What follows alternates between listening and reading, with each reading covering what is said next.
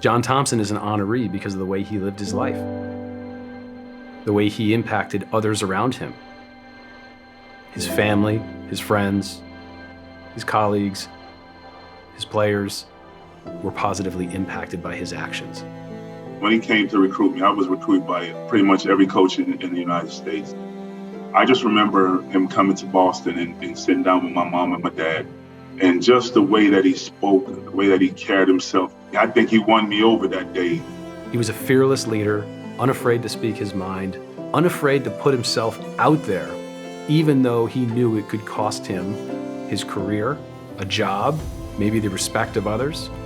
It's easy to talk about him as a coach, but it's another thing entirely to hear him talk about the challenges that he had as a black man, as a coach, having the weight of all black coaches on his shoulders and just the general work that's required of being a Division I college coach, let alone an NCAA champion.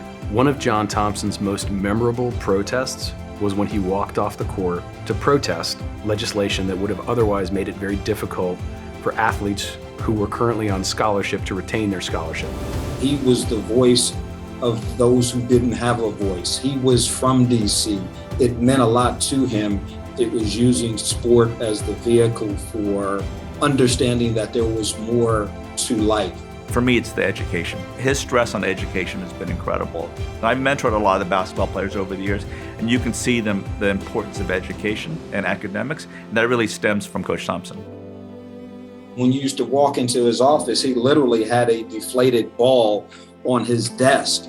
And the ball was there to really signal to people around the program, you should not tie up your full identity in the game of basketball. He always used to tell us that at some point the ball is going to stop bouncing.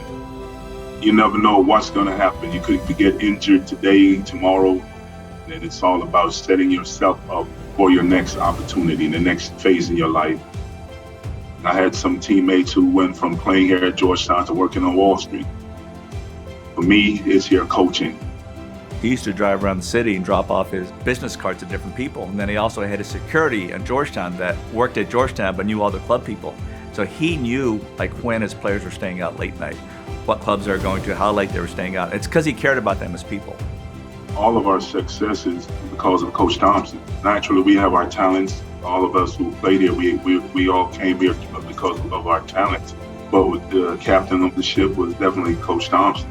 The award is so appropriate for someone like him who was a pioneer, who touched people so far beyond any game. I can see myself in him, and I just love learning from him. Thank you for everything that you've done to help me to be the person that I am today. Thank you for this opportunity to be back here at Georgetown coaching my alma mater, because if it wasn't for him, I would not be here. Sports for social change doesn't mean something without the background stories.